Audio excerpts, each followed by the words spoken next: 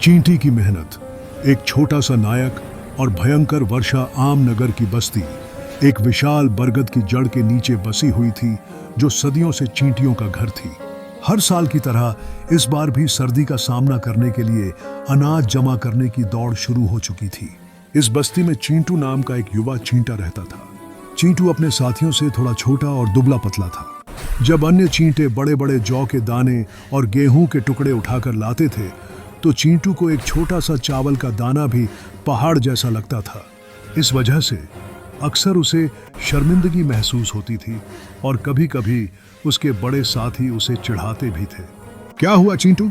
एक मजबूत चींटे जिसका नाम बलवान था ने मजाक उड़ाते हुए कहा, आज केवल धूल के कण जमा किए हैं या कोई बड़ा खजाना भी मिला है? चींटू चुपचाप अपनी जगह लौट आया। वह जानता था कि वह शारीरिक रूप से बलवान नहीं है, लेकिन उसका मन उत्साह और लगन से भरा था।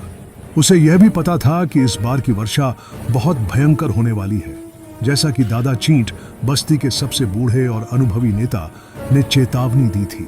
दूरदर्शिता की परीक्षा दादा चींट ने घोषणा की थी। भाइयों और बहनों, सूर्य की तपन बता रही है कि आने वाली बारिश जोरदार होगी। हमें अपनी गुफाओं को मजबूत करना होगा और 3 महीने का राशन जमा करना होगा। हर एक चींटे को अपना कर्तव्य निभाना है। इस चुनौती ने चींटू को अंदर तक झकझोर दिया। वह निराश होने के बजाय कुछ और सोचने लगा। एक दिन वह एक भारी मक्के का दाना उठाने की नाकाम कोशिश कर रहा था।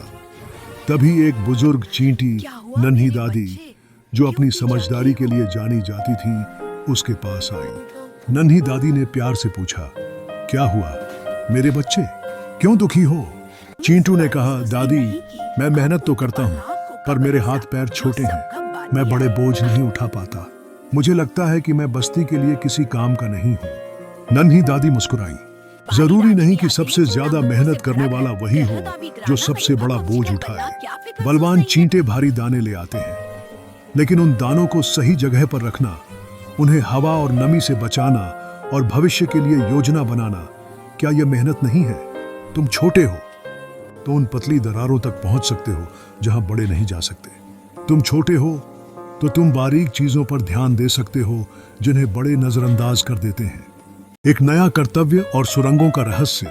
नन्ही दादी की बातों ने चींटू को एक नई दिशा दी। उसने बड़े दानों को इकट्ठा करने की बजाय एक नया काम संभाला, भंडारण और जल प्रबंधन। छोटे टुकड़ों पर ध्यान। उसने उन छोटे छोटे बीजों और मसालों के टुकड़ों को इकट्ठा करना शुरू किया, जो जमीन की बारीक दरारों में फंसे थे और जिन्हें बड़े चींटे उठाकर परेशान नहीं होना चाहते थे। ये टुकड़े संख्या में बहुत ज्यादा थे और पोषण से भरपूर भी।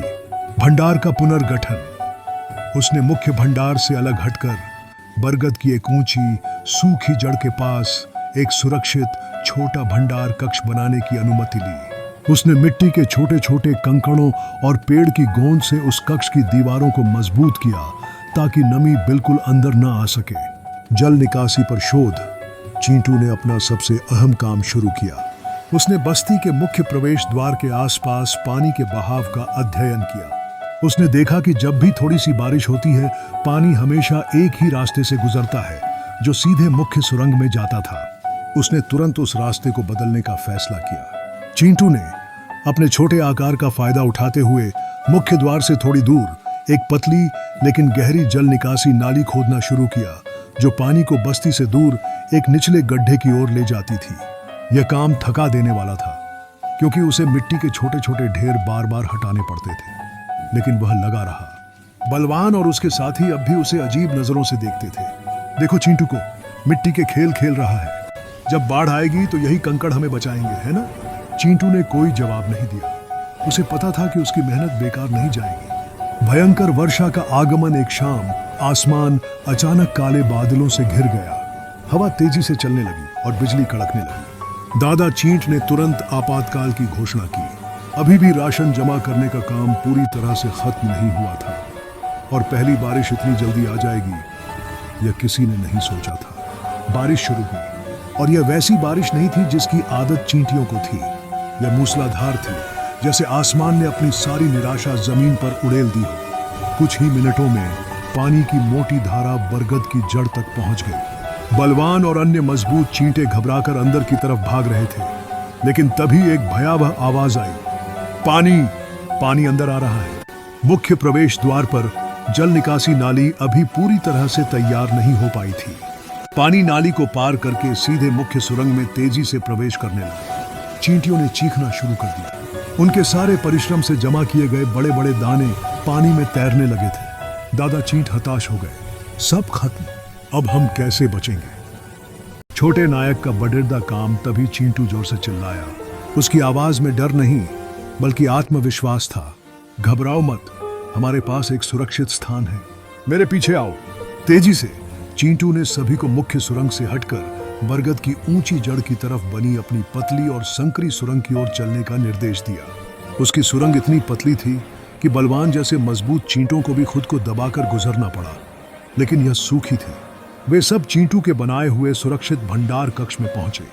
यह छोटा था लेकिन पूरी तरह से सूखा था और मजबूत दीवारों के कारण पानी की नमी से बचा हुआ था। सबसे महत्वपूर्ण बात यह थी कि चींटू ने अपने छोटे छोटे टुकड़ों वाले सारे पोषक तत्व यहीं जमा कर रखे थे। यह तुमने बनाया? दादा चींट ने आश्चर्य से पूछा। हाँ दादा चींट, यह मुख्य भंडार नहीं है, लेकिन यहाँ का राशन कई दिनों तक हमें जिंदा रखने के लिए काफी है। और मेरे पास एक और योजना है। चींटू ने कुछ मजबूत चींटों को साथ लिया और उन्हें जल निकासी नाली के अधूरे हिस्से तक ले गया।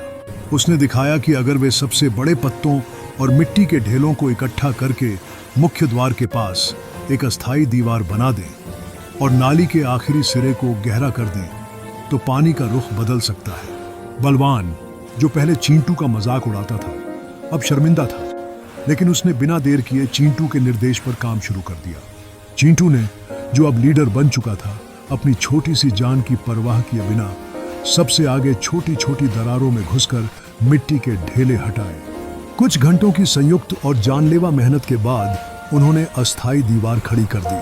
पानी की तेज धार अब उस दीवार से टकराकर चींटू की बनाई हुई जल निकासी नाली की ओर मुड़ गई, जो निचले गड्ढे की तरफ बहने लगी। मुख्य सुरंग का पानी धीरे धीरे कम होने लगा। अगले दिन सुबह जब बारिश थमी और सूरज निकला तो बस्ती का एक बड़ा हिस्सा पानी से भरा था। मुख्य भंडार का बहुत सारा अनाज बर्बाद हो चुका था, लेकिन चींटू की दूरदर्शिता और मेहनत से बनाया गया छोटा सुरक्षित भंडार और जल निकासी व्यवस्था ने पूरी बस्ती को बचा लिया था। किसी चींटे को चोट नहीं आई थी और उनके पास खाने के लिए पर्याप्त सूखा राशन बचा था। दादा चींटू ने पूरे समुदाय को इकट्ठा किया। उन्होंने चींटू को बुलाया और कहा, मेरे प्यारे चींटों, हमने हमेशा बड़ी ताकत और बड़े बोझ को ही मेहनत समझा। बलवान ने मेहनत की, लेकिन चींटू की मेहनत सिर्फ बोझ उठाने की नहीं थी। उसकी मेहनत दूरदर्शिता की थी, बुद्धिमत्ता की थी और विवरण पर ध्यान देने की थी। उन्होंने आगे कहा, चींटू ने हमें सिखाया कि हर चींटे का काम महत्वपूर्ण है।